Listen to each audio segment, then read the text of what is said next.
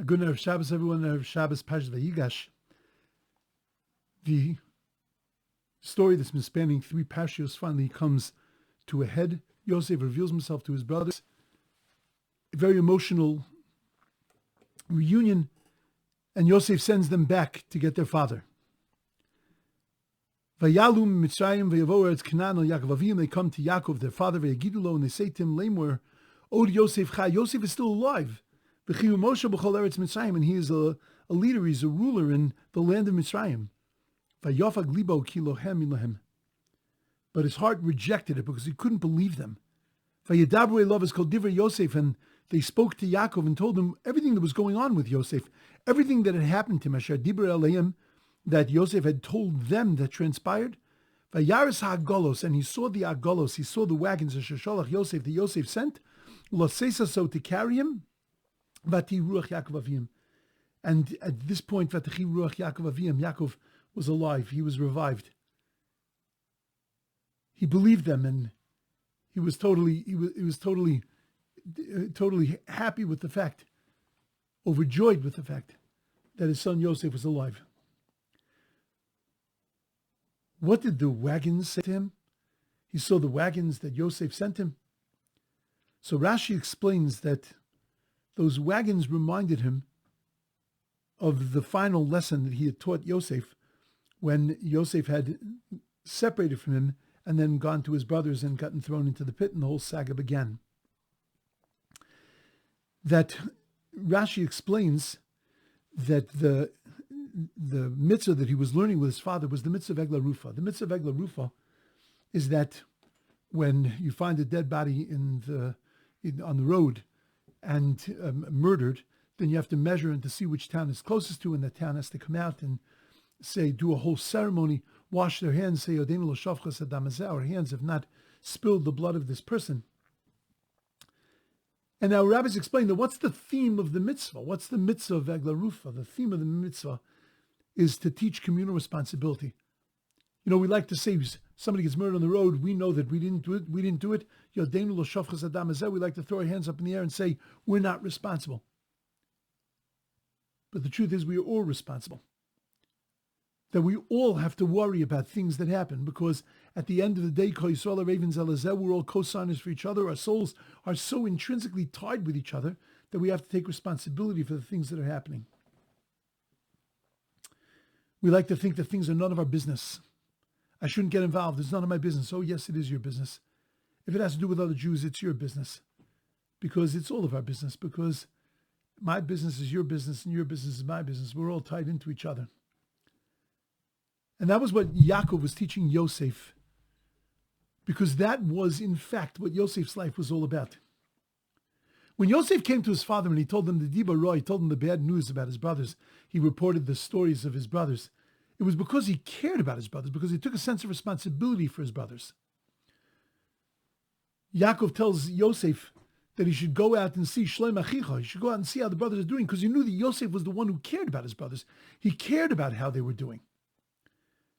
When he went to Mitzrayim, what was the first thing? He worked for Potiphar, and he quickly rose to the top because he was such a responsible human being. Because when he was working for Potiphar, and he was tending to Potiphar's sheep and worrying about Potiphar's house and taking care of all the affairs of Potiphar, it was as if he was doing his own, because he cared so much for other people. He felt that sense of achrayus and that sense of responsibility. He felt connected to the people and to the things that he was doing. He was able to interpret dreams because he was able to listen to other people, to be able to enter into their heads, into their lives, and to be able to worry about what was going on with them. He was perfect for the leadership position in Mitzrayim because he was a leader that worried about his people. He was a leader that cared for every one of them.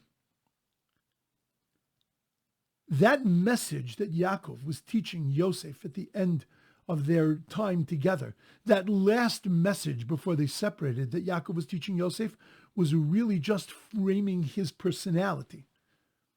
He was really teaching him a mitzvah that would bring out and develop who Yosef really was.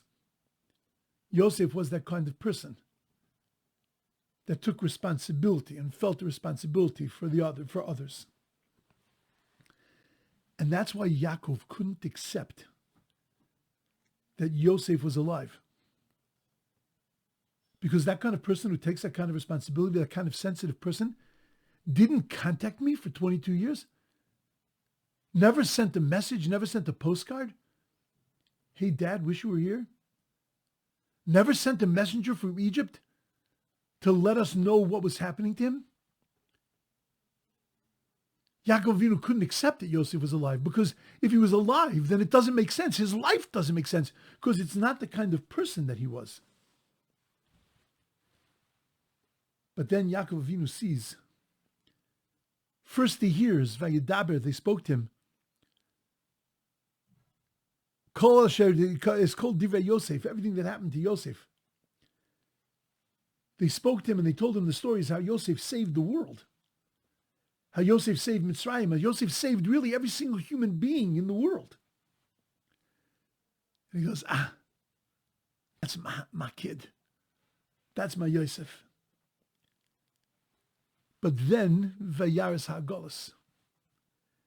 He saw the wagons, not the wagons Asher Sholach Paroi, but the wagons Asher Sholach Yosef. That Yosef had added on wagons because Paro was taking down people. Paro sent down buses. Yosef sent down moving trucks. Because Yosef understood that for Yaakov Avinu to be able to live in Mitzrayim, he had to have all of his surroundings, all of his trappings. He needed to feel taken care of. He needed to feel protective. Because Yosef felt for Yaakov. Yosef was able to understand and be sensitive to Yaakov. He felt the responsibility to Yaakov to make Yaakov's life good and valuable, and therefore Yaakov had to feel comfortable in Mitzrayim. And the only way he was going to feel comfortable in Mitzrayim if he could bring down his svarim, if he could bring down his life, if he could bring down all the things around him. And when Yaakov saw that Yosef had thought of all of that, so then Vatchi Ruach Yaakov Avim. So now Yaakov was alive. Yaakov was revived. Because Yaakov understood that he still cares about other people.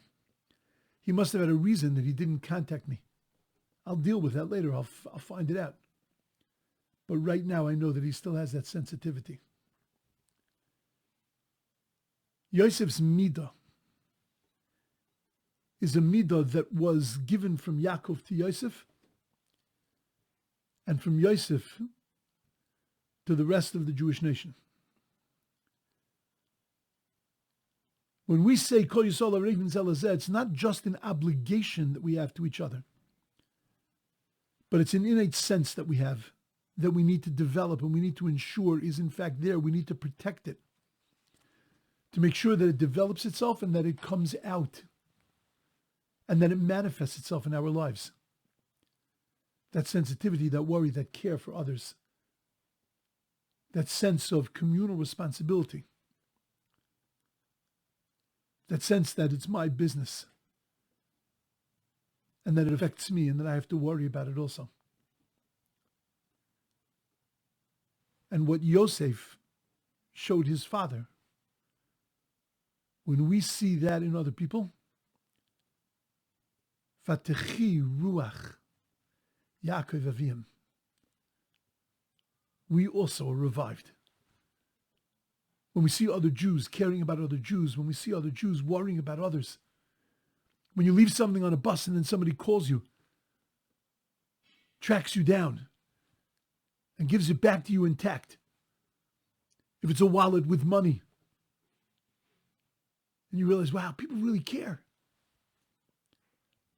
Vatechi Ruach Yaakov Avim.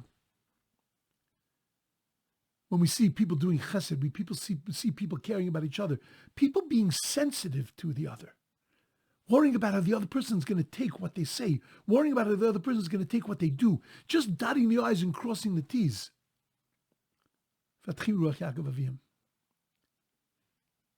And as we have to remember, that was the legacy of Yosef to every single one of us. And all we have to do, our responsibility, is to live that legacy. Have a beautiful, sensitive, caring, worrying for others Shabbos.